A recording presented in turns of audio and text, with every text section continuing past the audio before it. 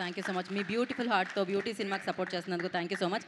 And Raja Saab director saab Maruthi గారిని మాట్లాడాల్సిందిగా కోరుకుంటున్నాం. First of all my soulmate, my friend, my partner, my everything, love you darling. ఎందుకంటే నేను ఎందుకు చెప్తున్నానంటే, అంటే సిన్సియర్గా ఒక హానెస్ట్గా ఒక సినిమాని కష్టపడితే దాన్ని ముందుకు తీసుకెళ్ళాలని. అంటే మేమిద్దరం దగ్గర దగ్గర 2001 నుంచి ఫ్రెండ్స్, నేను ఎస్కేఎన్, బన్నీవాసు, వంశీ అందరం 25 years అయింది. అలానే మేము సెలబ్రేట్ చేసుకుంటే అక్కడితో ఆగిపోద్దని దిష్టి తగిలి చెయ్యం. అంటే మా జర్నీ అని కాదు, అంటే తను ఇదివరకు అంతా మీకు ఇప్పుడు ఎస్కేఎన్ ఇట్లా తెలుస్తున్నాడు, కానీ మా ప్రతి సినిమా ఆడడానికి కారణం బిహైండ్ ఎస్కేఎన్నే ఉండేవాడు. ఎందుకనంటే నేను ఈ రోజుల్లో తీసిన నన్ను వెనకాల ఉండి ఎంకరేజ్ చేసింది ఎస్కేఎన్, శ్రేయస్ శ్రీనివాసు. వాళ్ళిద్దరూ లేకపోతే ఈ రోజుల్లో లేదు, నేను లేని ఈరోజు. అంత అంటే గొప్ప ఫ్రెండ్స్ ఉంటే డెఫినెట్గా మంచి సినిమాలు ఎప్పుడు ఒక మంచి టాలెంట్ ఉన్న వ్యక్తులు వస్తుంటారు. ఇవాళ నా మీడియా ఫ్రెండ్స్ అందరూ నన్ను చూసిన వాళ్ళు అందరూ ఇక్కడే ఉన్నారు. మావాడు ఇక్కడ ఉన్నాడు, అందరూ నాగేంద్ర గారు కానీ అందరూ, శివ, ఇట్లా ప్రతి ఒక్కళ్ళు.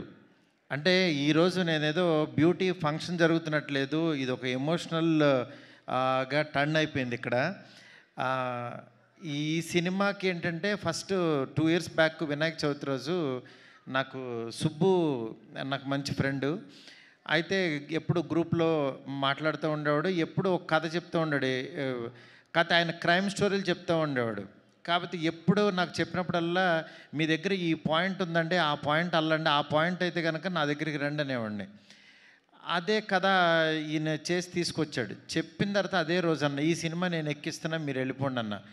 అసలు సుబ్బుతో సినిమా ఏంటి, సుబ్బు కథ ఎక్కించడం ఏంటని మా గ్రూప్లో ఫ్రెండ్సే చాలామంది యాక్చువల్గా అసలు సుబ్బు కథ చేయడమే రాదని చాలామంది, ఎందుకంటే సుబ్బు అలాంటి కంటెంట్ ఇచ్చేవాడు, అందువల్ల సుబ్బుని ఎవరో నమ్మేవాళ్ళు కాదు. ఎందుకంటే ఆయన మాటలు కానీ ఆయన చేతలు వేరు, ఆయన మనసు వేరు. ఈయన చేతల్లోనేమో ఒక క్యారెక్టర్ ఉండేది, లోపలేమో ఇంకో క్యారెక్టర్ ఉండేది.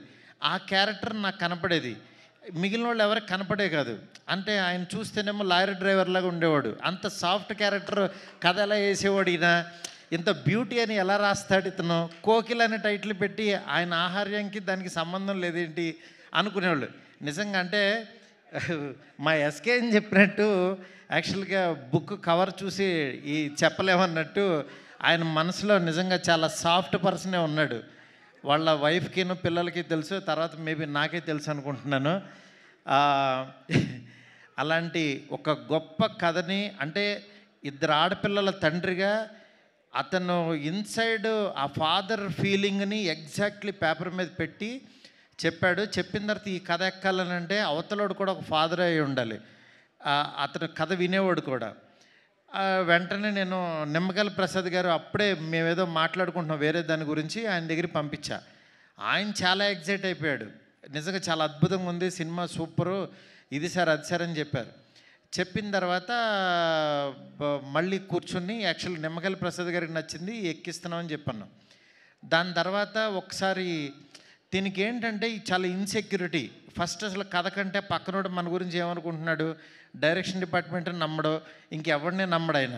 ఇంట్లో వాళ్ళ వైఫ్ కూడా ఏంటి పక్క రూమ్లోకి వెళ్ళింది, ఏం మాట్లాడుతుంది అనుకుని అని ఇట్లా ఎక్కువ పాపం ప్రపంచంలో ఎక్కువ దెబ్బలు తినేసి, లారీ దెబ్బలు తినేసి ఆయనకి ఎక్కువ ఏంటంటే అనుమానం ఎక్కువ. చుట్టుపక్కల జనాలు ఏమనుకుంటున్నారు, కిందకి వెళ్ళినోడు ఏం మాట్లాడుతున్నాడు అని పైనుంచి చూడటం, ఇట్లా ఉంటుంది ఆయన క్యారెక్టర్ అంతా. ఇలాంటి దీంట్లో ఆయన ఏంటంటే మీరు పక్కన వాళ్ళు వదిలేసేయండి సార్, మీరు రండి అని చెప్పి ఆయన కూర్చోబెట్టి, నాకు మ్యూజిక్ సిట్టింగ్లో ఉన్నప్పుడు నేను ప్రసాద్ గారికి కూర్చుని ఈ సినిమాని నేనే ఒక డైరెక్టర్గా ఫీల్ అయిపోయి నేను షార్ట్ టు షార్ట్ మాట్లాడేసి రికార్డ్ చేసుకోండి అని చెప్పేసిన తర్వాత ఆయన మళ్ళీ అబ్బా అద్భుతం గురూజీ సూపర్ అని చెప్పి నా దగ్గర చెప్పి, అలా సముద్ర బొడ్డు దగ్గరికి వెళ్ళి ఆయన కైండ్ ఆఫ్ మేకింగ్ చెప్తాడేంటి, నేను ఒక కథ రాస్తే అని చెప్పి పాపం ఆయన మనసు పంచుకున్నాడు. అది తప్పులేదు, ఎందుకంటే ఆయన నా స్టోరీని ఆయన చెప్తాడేంటండి, నేను ఎలా అనుకుంటున్నాను ఆయన ఏమనుకుంటున్నాడని ఆ రోజంతా పాపం చాలా డిప్రెషన్లోకి వెళ్ళిపోయాడు ఈయన. వెళ్ళిపోయి డైరెక్షన్ డిపార్ట్మెంట్ని కూర్చోబెట్టి ఇక్కడ మారుతి ఒకడు ఉంటాడు, నేను ఒకడు ఉంటా, నా వర్షన్ చూడాలి కానీ ఆయన వర్షన్లో నా సినిమా తీయమంటే ఎట్లాగానే డిస్కషన్ పెట్టేవాడు. ఇవన్నీ మీటింగ్ అయిపోగానే వాళ్ళు నాకు ఫోన్ చేసి చెప్పేవాళ్ళు, సార్ మీ గురించి ఇలా అంటున్నాడు. ఆయన బాధ నాకు అర్థమైంది. పాపం ఆయన కథ ఎక్కడ నా ఇన్స్పిరేషన్ వల్ల పాడు చేసేస్తానో అని భయం వేసింది. అది తప్పేం లేదు, ఈవెన్ నేను డైరెక్టర్ అయినా నేను అది ఇదవుతానని నేను పిలిచి, సుబ్బు గారు మీరేం భయపడద్దు, మీరు మాకు నిమ్మకల్ ప్రసాద్ గారికి నచ్చే సినిమా తీయాలని అంటే, పాపం మేబీ మీరు తీయలేకపోవచ్చు, మీరు ఒకసారి ఆలోచించండి అంటే ఆయనే అన్నాడు, అవును సార్ ఈ కథ మిమ్మల్ని, నాకు మీ ఫ్రెండ్షిప్ ముఖ్యం, నాకు మీరు అనుకున్న జెన్యూనిటీ ముఖ్యం, నాకు మాకు కథ లేకపోయినా పర్వాలా, సినిమా లేకపోయినా పర్వాలా, నాకు మీతో జర్నీ ముఖ్యం సార్, నేను ఈ డైరెక్షన్ ఎవరికైనా ఇచ్చేస్తాన్నాడు. పాపం ఫస్ట్ డైరెక్షన్ కోసం చేసుకున్న కథ దాన్ని యాక్చువల్గా తను ఇచ్చేశాడు. నాకు ఆ రోజు నాకు చాలా, అతనిలో బయటకు మాట్లాడే పర్సను వేరే పర్సన్ ఉన్నా సరే ఇంటర్నల్గా నాకు మారుతి గారు కావాలి అని ఒక మంచి మనస్తత్వం నాకు బాగా అనిపించి సాయికి ఫోన్ చేసి, అప్పుడే సినిమా భలే ఉన్నాడు సినిమా రిలీజ్ అయింది, సినిమా బాగాలేదన్నారు, సాయి డిప్రెషన్లో ఉన్నాడు, ఉంటే 2 రోజుల తర్వాత ఫోన్ చేసి, సాయి నువ్వు అర్జెంటుగా ఆఫీస్కి రా, ఇంకో సినిమా చేయన్నా. తను చాలా ఎగ్జైటెడ్ నిజంగా, ఎందుకంటే నాకు ఎవరన్నా బాధలో ఉన్నారంటే ఫస్ట్ నాకు భయం వేస్తుంది, ఎందుకంటే ఆ ప్లేస్లో నేను ఉండకూడదని కోరుకుంటాను. అలాంటి దాంట్లో నేను ఎవరన్నా ఆనందంలో ఉన్న పబ్లో పార్టీలన్నా నేను 90% వెళ్ళను, ఎందుకంటే ఆల్రెడీ వాళ్ళు హ్యాపీగా ఉన్నారు, నేను వెళ్ళి వాళ్ళని ఏమి పెంచక్కర్లా. కానీ బాధలో ఉన్నవాడికి నాలాంటి వాడి మాట, నేను తట్టే భుజం చాలా హెల్ప్ అవుతుంది. అది యాక్చువల్గా నేను పెరిగిన వాతావరణంలో మా నాన్న అవ్వచ్చు, మా అమ్మ అవ్వచ్చు, మా ఇంట్లో వాళ్ళ పెంపకం నుంచి అది వచ్చింది నాకు. అందుకే నేను చాలా ఇప్పుడు నాకు పెద్ద సాంగ్స్ మేకింగ్లో ఉన్నా, చాలా బిజీగా ఉన్నా. అలాంటి దాంట్లో కూడా విజయ్ గారిని రోజు మాట్లాడుకుంటూ నేను ఫారెన్ వెళ్ళినా, ఆయన ఏంటంటే మంచి సినిమా తీశాడు బార్బరిక్. నేను పాపం ఆ డైరెక్టర్ కూడా చాలా మంచి డైరెక్టరు, 100 సార్లు చెప్పా, గురు ఆ టైటిల్ బార్బరిక్ అంటే అదేదో బార్బిక్యూ లాగా ఉంది, ఎవరికి అర్థం కాదు, నువ్వు ఆలోచించని 100 టైటిల్స్ పంపించా, రోజు ఒక టైటిల్ చెప్తే ఎక్కదేమో అని లోగోస్ రాసి పంపించేవాడిని. పంపించినా సరే ఆయన ఏంటంటే పాపం ఒక ట్రాన్స్లో ఉన్నాడు. ఆయన ఏంటంటే అది ఆ సినిమా గురించి ఆ కథ బార్బరిక్ అనే ఒక దేవుడని ఫీల్ అయ్యాడు. పాపం మనం ఫీల్ అవ్వటం వేరు, ఆడియన్ ఫీల్ అవ్వటం వేరు.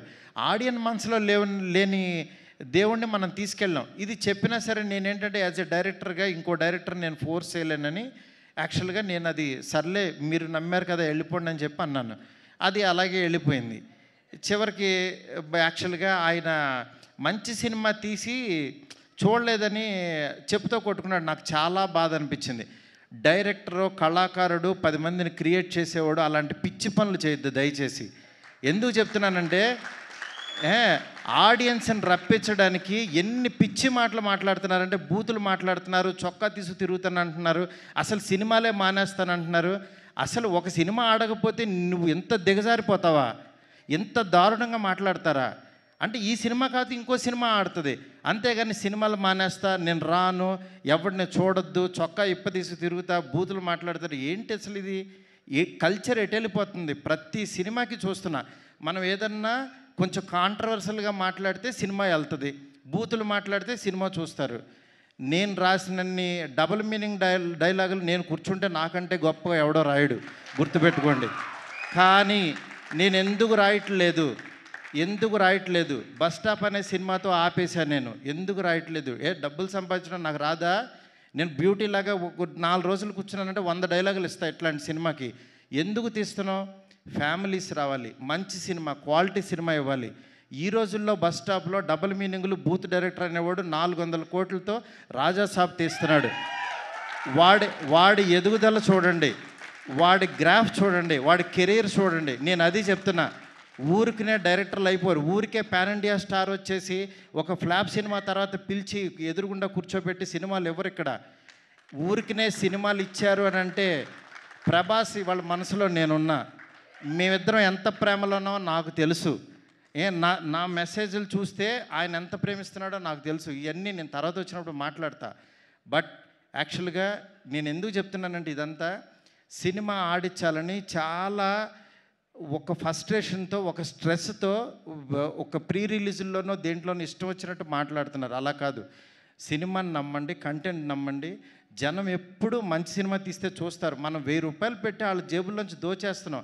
వాళ్ళకి మంచి సినిమా ఇవ్వాల్సిన బాధ్యత మంది. ఆడెవడో రాలేదని తిడతారేంటి అసలు? రాలేదని చెప్పుతో కొట్టుకుంటారా? నాకు చాలా బాధ కలిగింది యాక్చువల్గా. అది అందుకని ఇలాంటి చిల్లర పనులు, చీప్ పనులు చేయొద్దు. ఈ సినిమా కాకపోతే ఇంకో సినిమా. ఒక సినిమా ఫెయిల్యూర్ అయిందంటే ఓహో మేబీ నేను నచ్చలేదు, నా కంటెంట్ నచ్చలేదు అని రియలైజ్ అవ్వండి. రియలైజ్ అయ్యి ఆడియన్కి ఏం కావాలో అది వండి పెట్టడానికి ట్రై చేయండి. అంతేగాని నువ్వు చేసిన వంట ఆని తినమంటారు ఎందుకు? ఫోర్స్డ్గా ఆ పనులు చేయొద్దు దయచేసి. డెఫినెట్గా ఈరోజు బ్యూటీ, మీకు ఆకలి టైంలో కూడా ఎక్కువ మాట్లాడాను, ఎందుకంటే ఇది అవసరం, అందుకని చెప్పి నేను మాట్లాడాల్సి వచ్చింది. ఇవాళ బ్యూటీ తన దగ్గర పుట్టింది, సాయితో తయారైంది. నెక్స్ట్ ఇంకొక సాయి వచ్చి యాక్చువల్గా దాన్ని చిత్రీకరించాడు మా తమ్ముడు విజయబుల్గానే.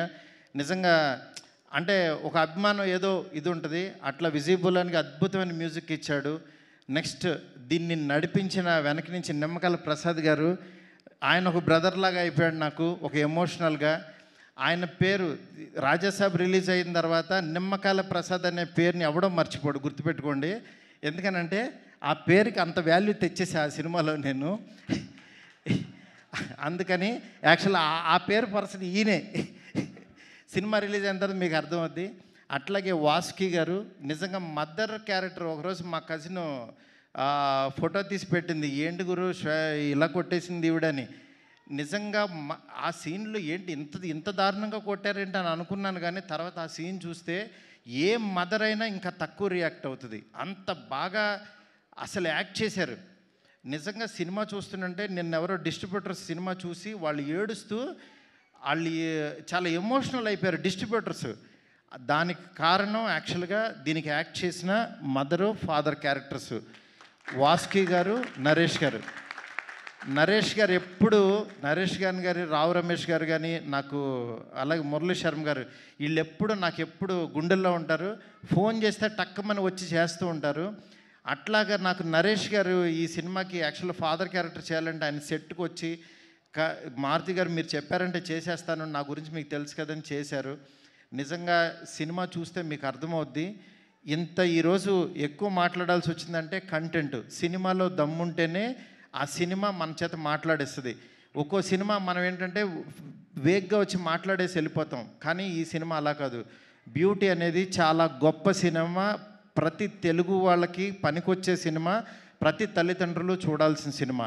దీన్ని మాత్రం మీరు నిజంగా మిస్ అవ్వద్దు, డెఫినెట్గా చూడండి. అంటే పెయిడ్ ప్రీమియర్స్ అని పెట్టి ఫ్రీగా సినిమా చూపిస్తున్నాం, 7 కోట్లు పెట్టి సినిమా తీసి ఫ్రీగా చూపిస్తున్నాను అంటే ఈ సినిమా రీచ్ ఎంత కోరుకుంటుందో చూడండి. నిజంగా ఈ సంవత్సరం మన సెప్టెంబర్ అనేది చాలా కీలకమైపోయింది, మంచి ఇయర్. ఒక చిన్న సినిమా ఒళ్ళిర్చుకున్న టైం ఇది. లిటిల్ హార్ట్స్ బాగా ఆడింది. అట్లాగే మా విశ్వప్రసాద్ గారికి ఒక పెద్ద హిట్ వచ్చింది, నా ప్రొడ్యూసరు. చాలా హ్యాపీ మూడ్లో ఉన్నాం. అలాగే 3rd వీక్ రిలీజ్ అయ్యే ఈ సినిమా బ్యూటీ డెఫినెట్గా చూడండి. అలాగే కళ్యాణ్ గారిది ఓజీ వస్తుంది. ఓజీ సినిమా ఎంత బాగుంటుందో నాకు తెలుసు. ఆ సినిమా ఎట్లాగో చూస్తారు. దానికి ముందు వచ్చే ఈ సినిమాని కళ్యాణ్ గారి ఫ్యాన్స్ అందరూ, ప్రభాస్ గారి ఫ్యాన్స్ అందరూ తప్పకుండా బ్యూటీ చూడండి. ఎందుకు చెప్తున్నానంటే మన ఫ్యాన్స్, మన హీరోలు చెప్పిన మాటలతో వచ్చే సినిమాలు, వాళ్ళు ఇన్స్పిరేషన్ ఇచ్చిన సినిమాలు మనం చూడాల్సిన ధర్మం మనకుంది.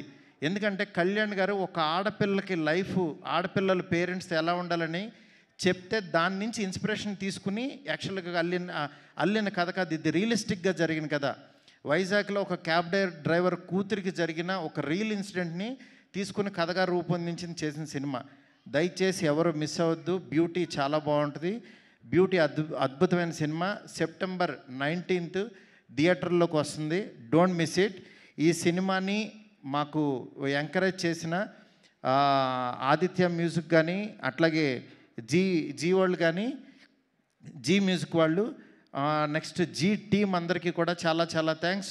నా వాల్స్ అండ్ ట్రెండ్స్ వాళ్ళు ఇవన్నీ క్రియేటివ్స్ అన్నీ చేస్తున్నారు. అట్లాగే ప్రమోషన్ యాక్టివిటీస్ చేసిన ప్రతి ఒక్కరికి, ఈ సినిమాని ఎంకరేజ్ చేస్తున్న ప్రతి మీడియా ఫ్రెండ్కి చాలా చాలా thanks. Thank you so much. ఎవరినన్నా మర్చిపోయి ఉంటే దయచేసి క్షమించండి. Thank you so much. Thank you Maruthi గారు, thank you so much. And ఈ స్పీచ్ చాలా ఇన్స్పైరింగ్ స్పీచ్ అసలు. Thank you so much and thank you so much for your support for this film. And entire team అందరికీ all the very best. And once again thank you so much.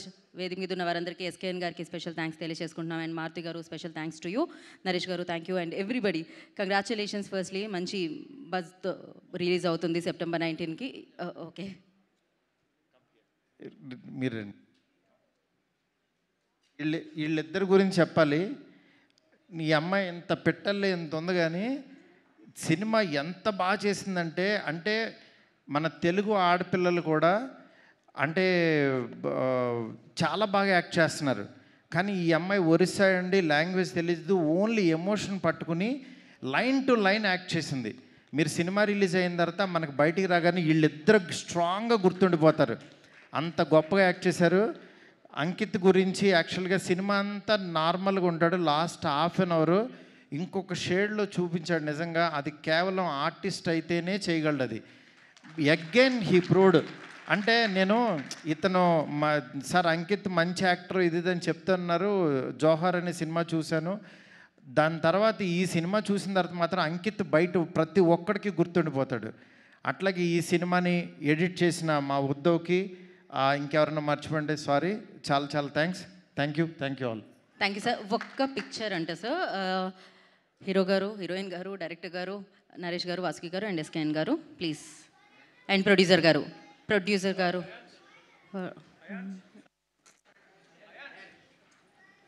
Yeah, producer గారు